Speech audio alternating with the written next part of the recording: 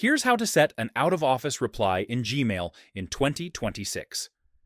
Before we start, don't forget to subscribe for more quick and helpful Gmail tutorials.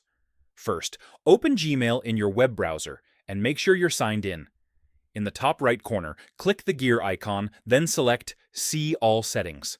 Stay on the General tab and scroll down until you find Vacation Responder. This is Gmail's out-of-office feature. Turn the Vacation Responder on. Now choose your start date and optionally an end date if you want it to stop automatically. Enter a subject and type the message people will receive while you're away. You can also choose whether everyone gets it or only people in your contacts.